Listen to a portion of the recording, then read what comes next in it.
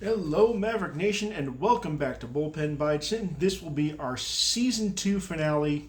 Now, of course, before we get into everything, I want to thank all of you who've checked out all of the videos this year. Certainly want to thank all of my subscribers for following along on the UNO Athletic journey for this year, and keeping up to date with UNO Athletics. I certainly appreciate you guys and checking out these videos. And I really do hope you enjoy it and getting that first person experience at these UNO games. Now, of course, here for this season finale, we'll kind of look back into the second half of this year, as we kind of did with our mid-season look back in December, where we've got a lot to talk about.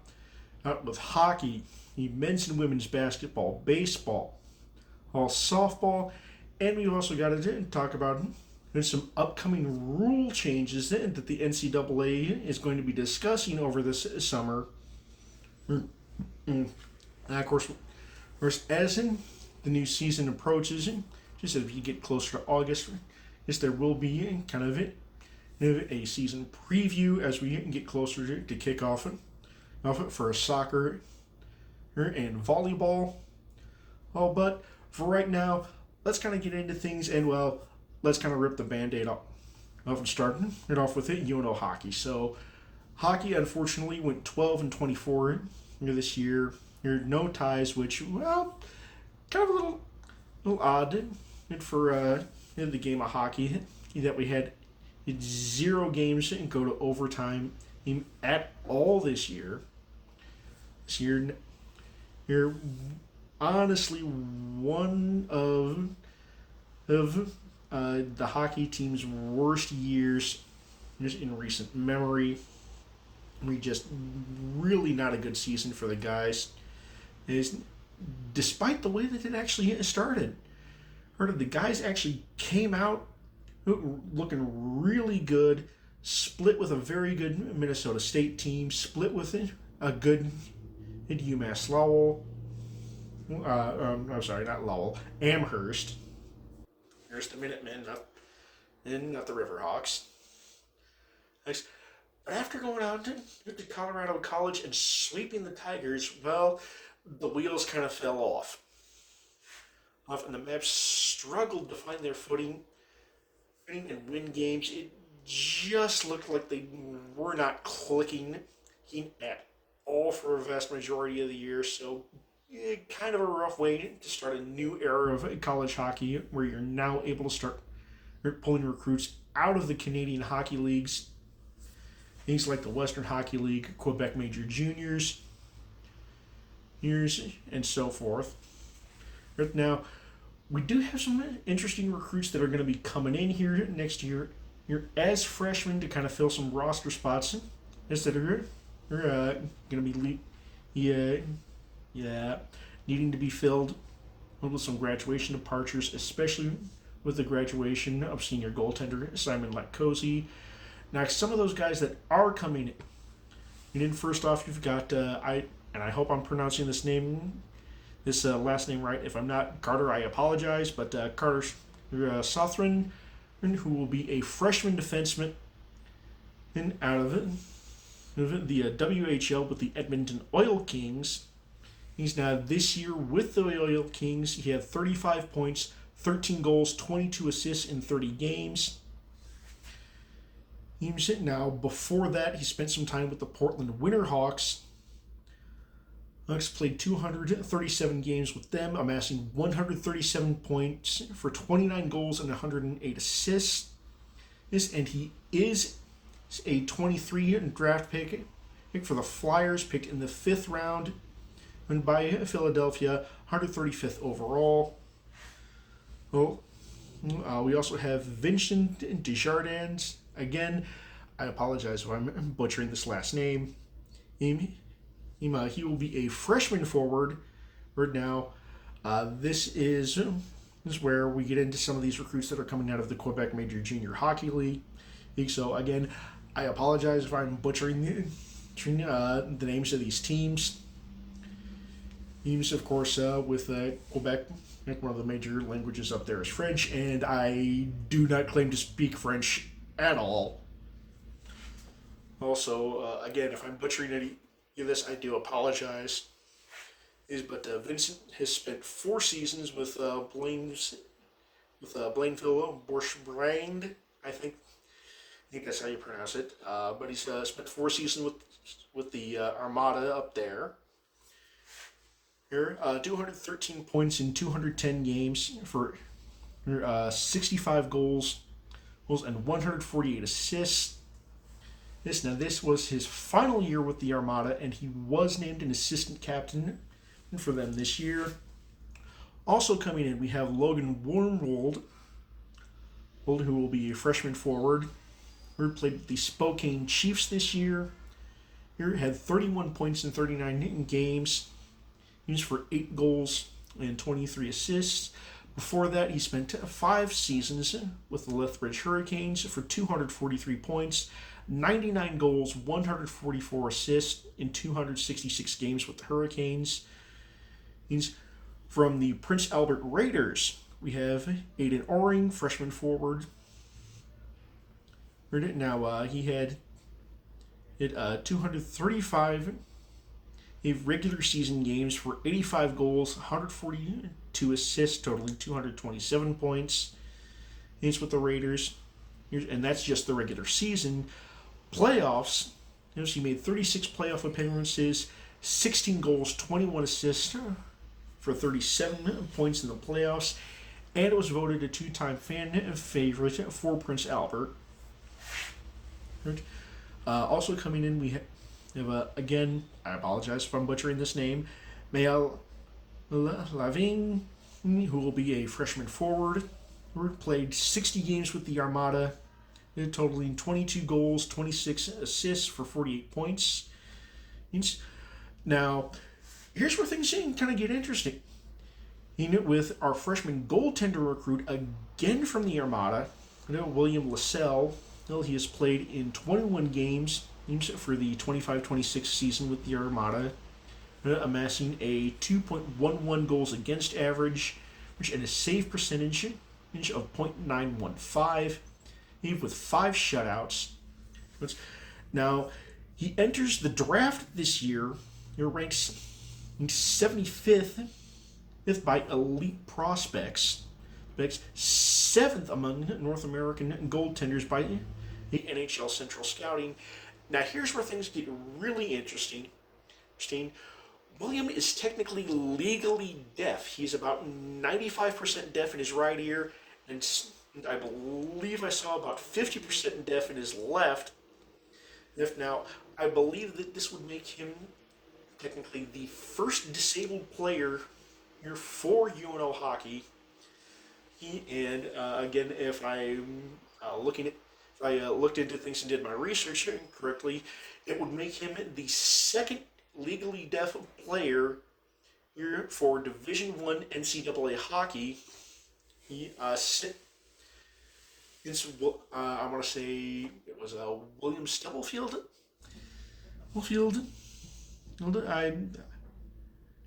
I think I'm seeing his name right.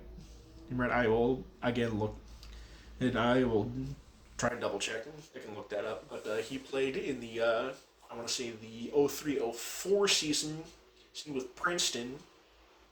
And he was technically the first legally deaf player in the NCAA. He played Division I hockey. There have been a couple of others. There are players both for men's and women's hockey who have technically been legally deaf, but William Lassell would be our first legally deaf player here for the Mavericks coming in here next year. Now, one other incoming freshman, again from the Edmonton Oil Kings, is Gavin Hodnett. Again, I apologize if I'm butchering his last name. Now, his stat line's looking pretty impressive.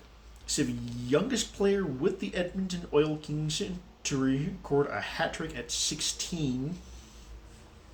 Not only that, but also the youngest player with the Oil Kings to record a 5-point game of 3 goals and 2 assists. He was kind of cleaned up in the awards category during the 22-23 season. He earned MVP, Rookie of the Year, and league's top scorer. So he will be coming to us from Edmonton in having played 229 games, scoring 227 points, 71 goals, 156 assists. So, pretty impressive stat line. And for him coming in. Now, unfortunately, one player that we had our eyes on who will not be joining us for the Mavericks here next season is Justin Christensen. And now he was certainly someone that we had our eyes on. And as an explosive offensive defenseman, he was really lighting the lamp quite a bit for the Prince Albert Raiders earlier this season. Unfortunately, he will not be joining the Mavericks next year as he has signed a 2-year deal with the Grand Rapids Griffins, so he will be going pro next year. Now, will we potentially see him in Omaha in a Mavericks uniform? Well, with the way things are here with college athletics now, you never know. Maybe some point down the line, despite him going pro, he might be back. But either way, good luck with him with Grand Rapids. And so I hope things will work out for him. And for him, and he has a good career turning pro. It stinks that we're going to miss out on him. But it does seem like we got some pretty good guys that are going to be coming in. Now, turning to the hardwood, well, let's start with men's basketball. So, men's basketball finished with an overall record of 16-17 in this season. I believe they finished, I want to say, middle of the pack here in the Summit League. This year. They're kind of a bit of a letdown, considering the year that they previously had last year. But things are looking up as at last check, Coach Crutchfield and the Mavs have a top 65 2026 signing class. That's now, for reference, that is not only the highest rated class that UNO basketball has ever had, but at last check, that is a higher rated class than Auburn, Creighton, Kentucky, Miami, North Carolina, Oklahoma, South Carolina, Texas Tech, and Villanova, just to name a few. Now, some of the new guys that are going to be coming in here next year to join the Mavs. There's first off probably a big get for Coach Crutchfield. Coming off of a Sweet 16 appearance with Nebraska, Justin Bolus, who will be a sophomore forward. Now, he was previously at Southeast Community College in the JUCO ranks. Just before going to Nebraska. While he was at Southeast Community College, he was putting up a stat line of 15.5 points per game, 52% in field, 52% shooter from the field, and averaging about 8.7 rebounds. There's some other guys coming in. D.K. Thompson, a redshirt freshman guard from Texas State. He will be transferring in with a stat line of 22 points, 6 rebounds, and 3 assists per game.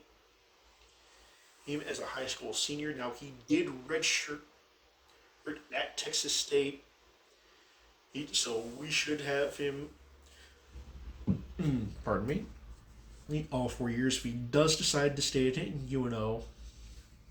But yeah, again, we'll see what happens there.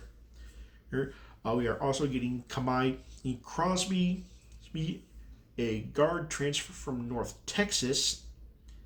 Just now, last year for the North Texas Mean Green, he had 25 threes, which put him at second on the team. Played every game for the Mean Green last year. Here, we are also getting the redshirt freshman forward transfer from Drake. Again, I apologize if I'm butchering his name here.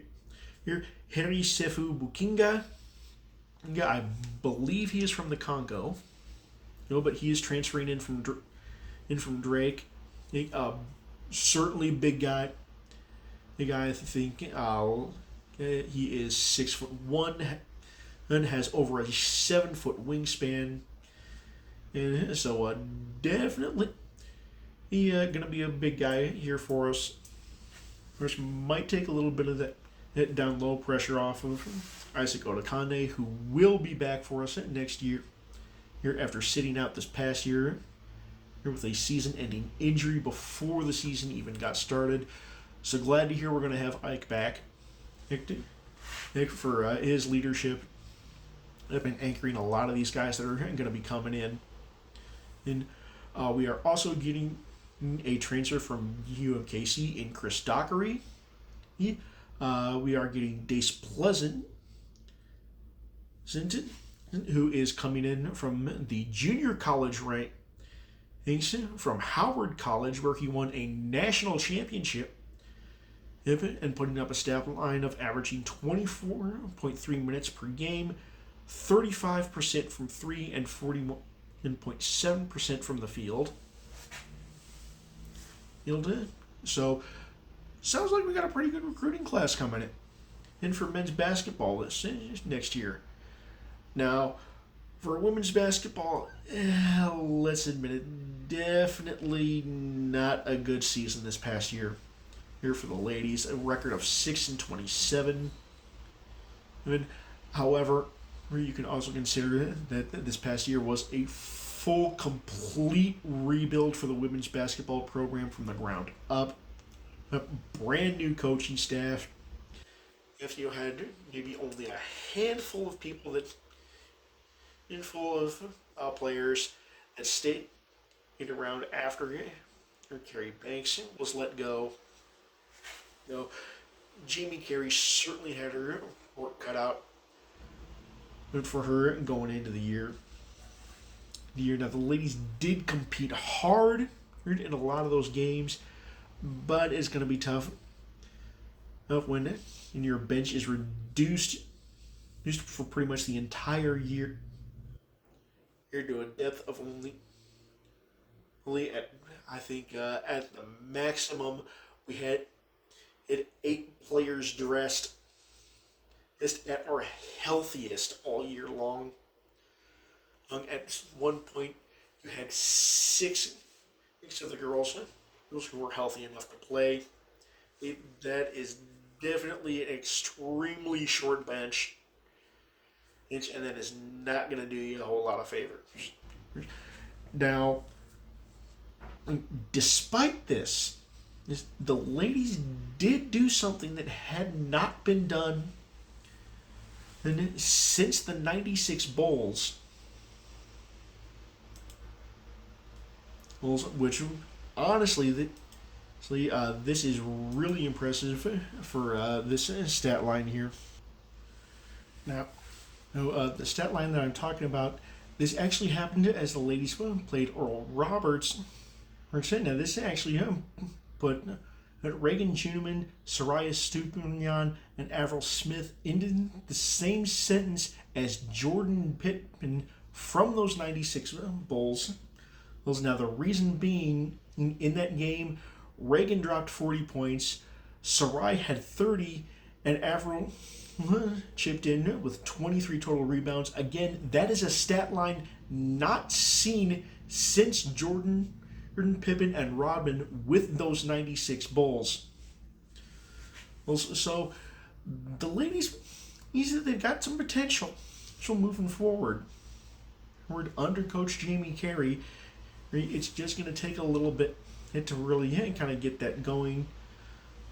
Now, good thing is Coach Carey has not been shy about getting in-state talent to stay in-state, and has been able to talk and get some top high school players in the state of Nebraska away from going to places like South Dakota State, who was previously poaching that top in-state talent.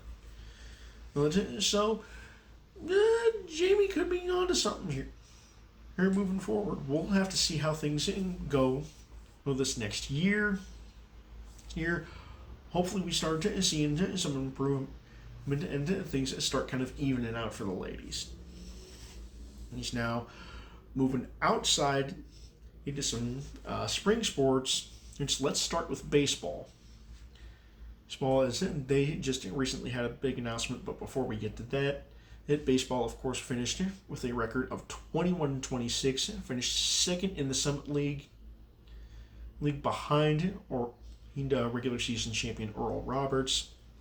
It's now, as far as the in-state rivalry goes between Omaha, Lincoln, and Creighton, the guys unfortunately went 0-4 in the in-state rivalry for the Rosenblatt Memorial Classic. Now, as far as the new head coach goes, with Evan Porter stepping down to spend some more time with his family, the new head coach was officially announced earlier today with Rob Fournier. He will be the 7th Maverick head baseball coach, which in the program's history. He comes to Omaha from Western Kentucky. He as an assistant coach. Now, as for his resume, very impressive.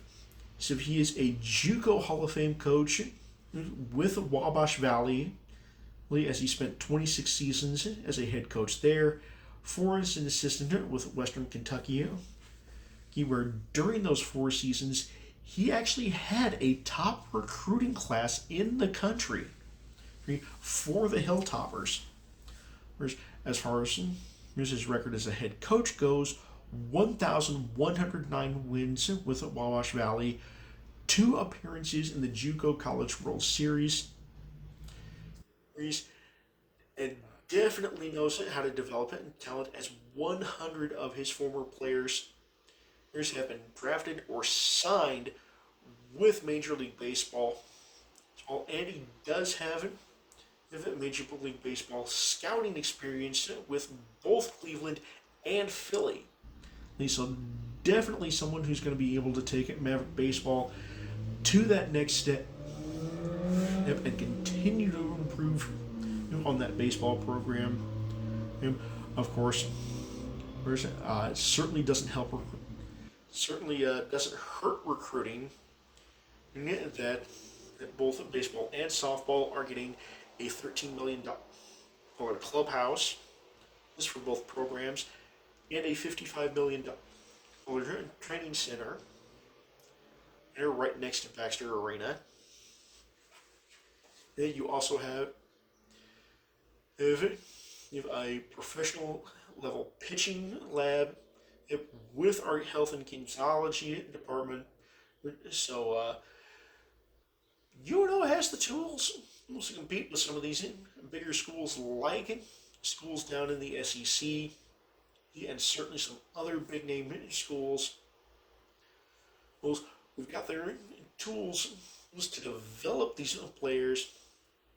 It's now going to be up to Coach Fournier to convince them to come here to get that development. And now, for softball, a little bit of a disappointing end to the year. The ladies finished the year with a record of 37-12. They've ended up Summit League runner-up in the Summit League Championship, losing a pivotal and deciding Game 3 to South Dakota. We're to send South Dakota to their first College World Series appearance and first Summit League title.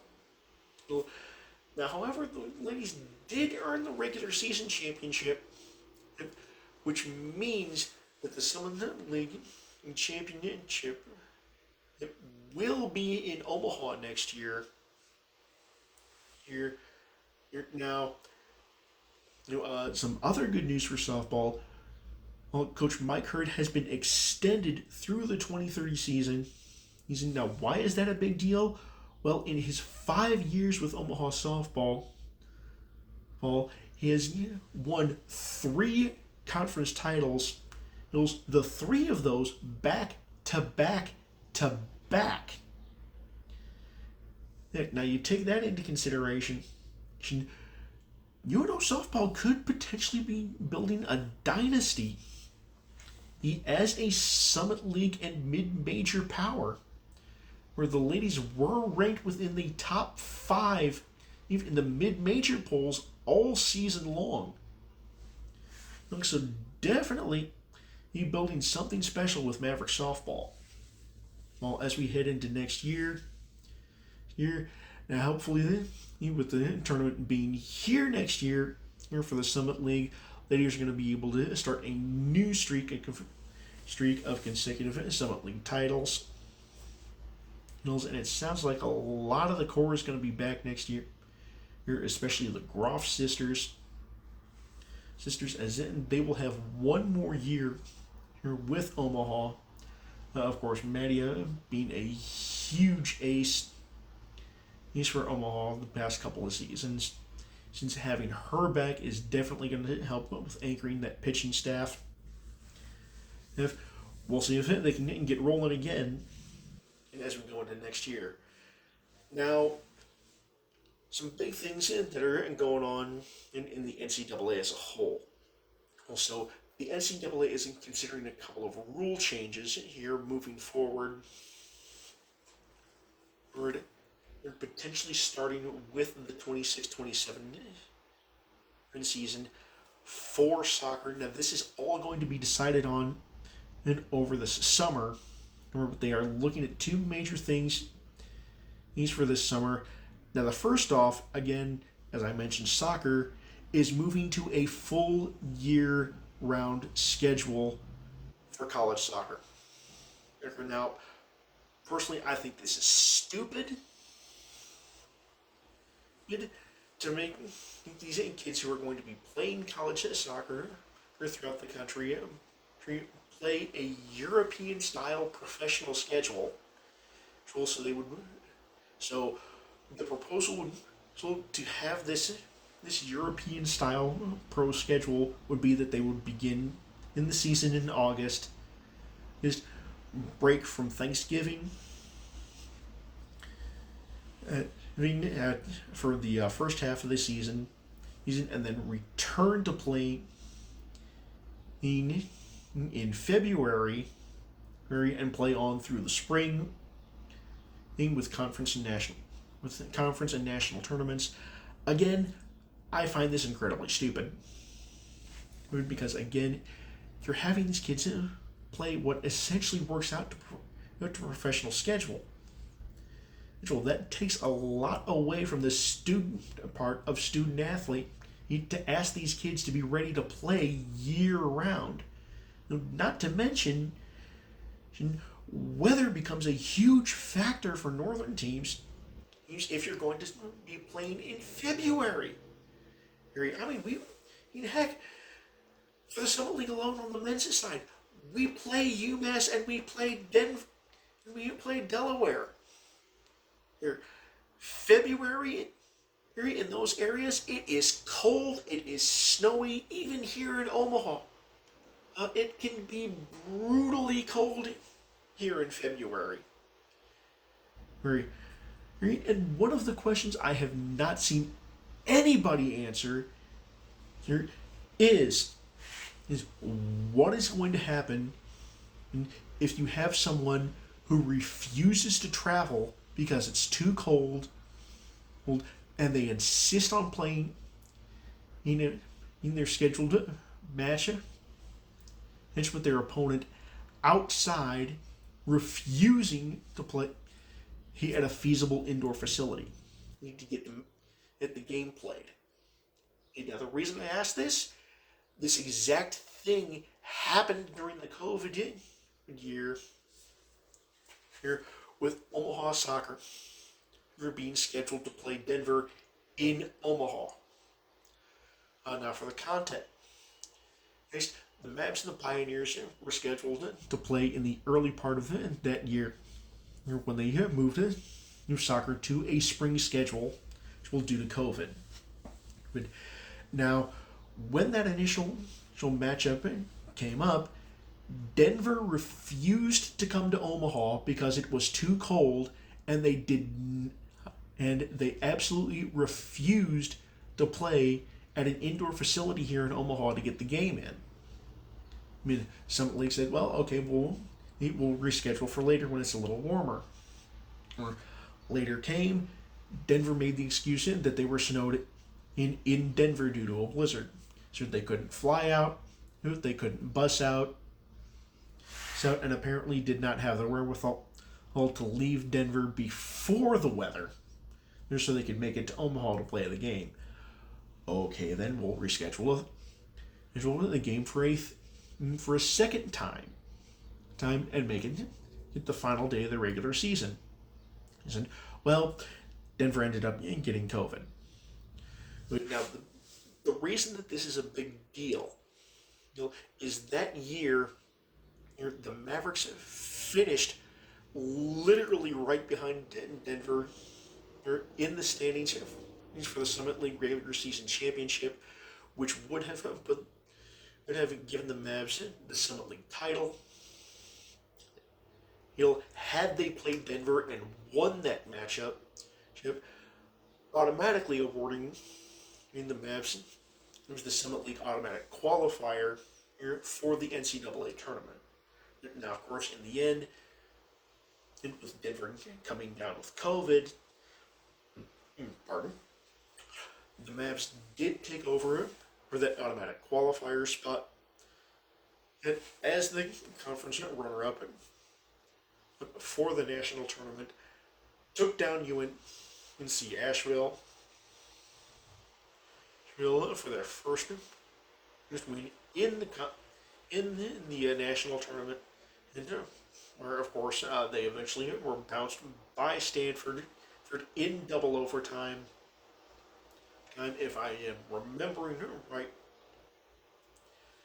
the Mavs were about maybe 2 minutes away from forcing a penalty kick shootout. But them's the breaks.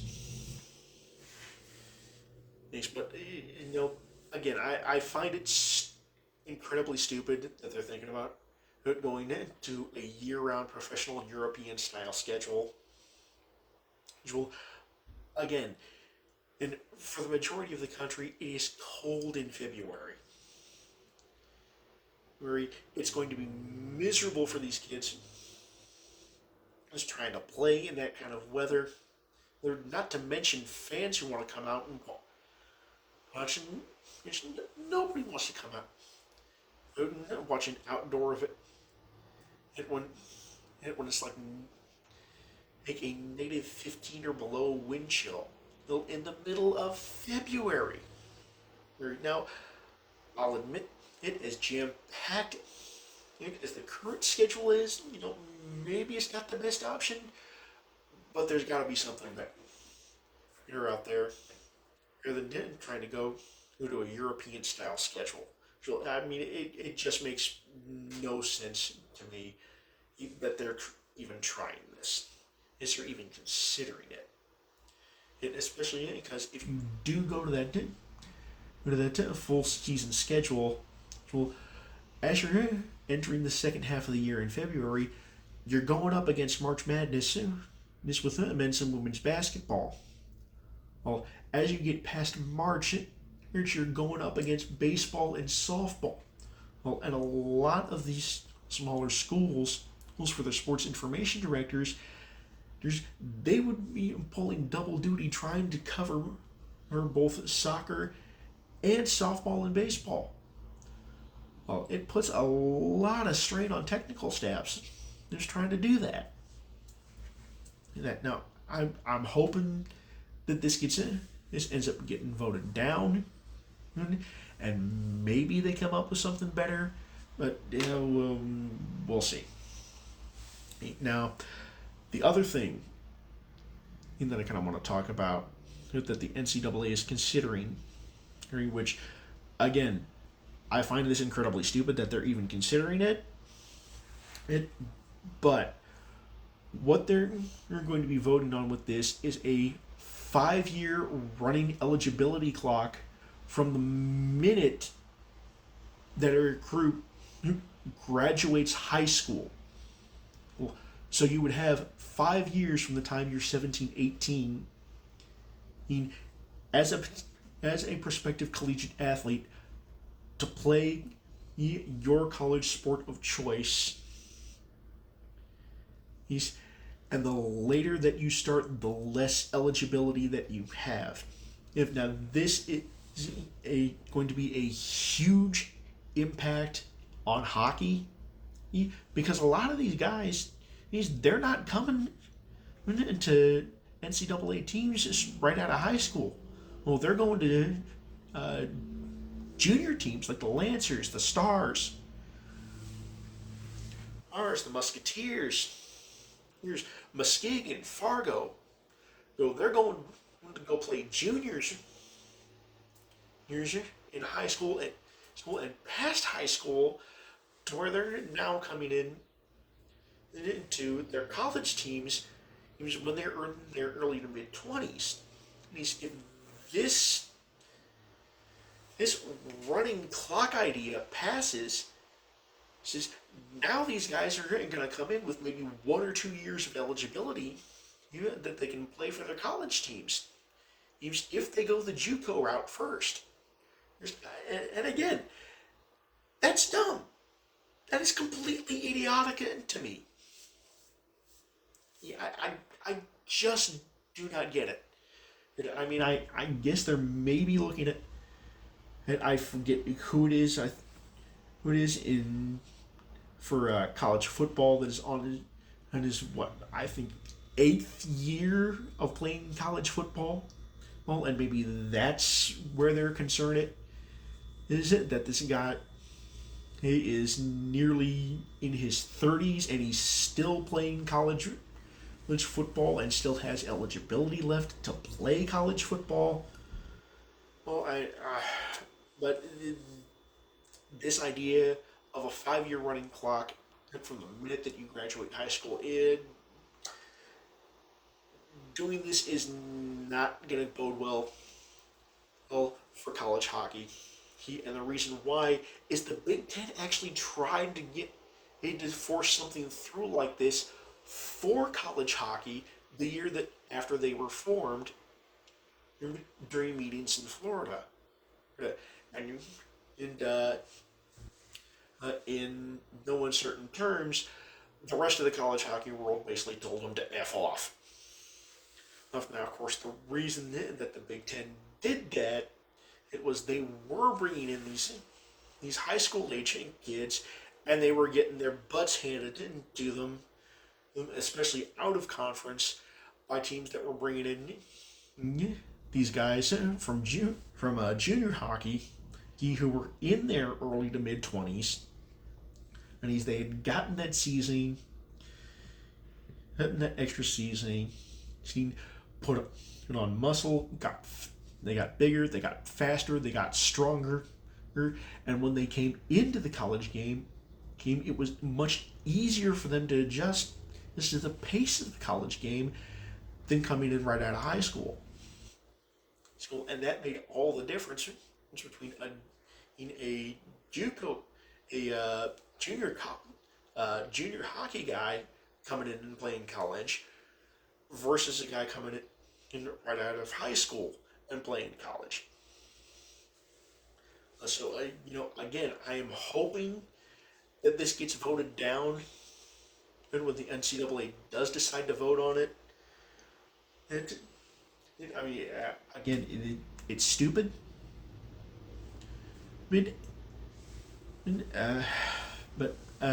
Again, and there are some pretty stupid people that are running the NCAA. Now then, as far as the Summit League goes, if you haven't already heard, the Summit League is going to be down a member here coming next year. Here, as Denver will be as at the end of this year, July 1, and Denver will be joining the West Coast Conference, which means other than hockey, UNO will no longer play Denver across all of its sports. And that opens the door for, well, okay, so who does the Summit League go after to try and fill that spot for Denver? Now, initially there was word that the Summit League was potentially eyeballing inviting Augustana, but of course, first the word is when Denver found out about it, they threw a giant fit. It claimed conference nepotism. So now the reason that they did that, it is the Denny Sanford Health Group has their fingers in basically every single school within the Dakotas, and that would include Augustana. And it was kind of the Denny Sanford Group that convinced the Summit League to move its headquarters from Denver, Colorado, to Sioux Falls, South Dakota. So, yeah, a little bit of a point there on the part of Denver. For now, will the Summit League pursue Augustana? Well, that remains to be seen. Augustana would have to bring up some of their facilities. But again, there's also the potential so that this could lead to the collapse of the Summit League. And at some point in the future, UNO is looking for a new conference. Some say either Missouri Valley might be a perfect fit. Again, we'll see what happens. But again, as we wrap things up here, I do want to thank you guys for checking these videos out, and of course subscribing to the channel. Now, for those of you that of course have their main interest in UNO hockey, right here on YouTube, I suggest you check out the MAVS Podcast with John and Jason. They will go much further in depth with UNO hockey, with our new recruits, and do a deep dive into our schedule as dates are announced. For that non-conference schedule for right now, the dates that we do know for non-conference, for hockey coming up this year, exhibition game to start the year out at Air Force. Earlier today it was announced that we will have a Saturday-Sunday series, January 2nd and 3rd with Cornell. We will be hosting Yale. Crap, I think there's a couple more that have been announced. Yes, but of course now I'm drawing a blank. Yes, of course, home and home series with the Augustana, right around Thanksgiving. So we will go up there, I believe, Thursday night to play in Sioux Falls. And then Augustana will make the trip down I-29. Need to come here and play in Omaha that Saturday. As far as there's road games in the non-conference, well, those have not been announced just yet. Again, and if you want that full schedule deep dive, you have the MAVS Podcast right here on YouTube with John and Jason. Again, they will get much, much more in depth with UNO hockey than I will. But again, thank you so much for checking out the videos this year. We'll see you in August for Season 3 of Bullpen Bites. And of course, as always, go Mavs!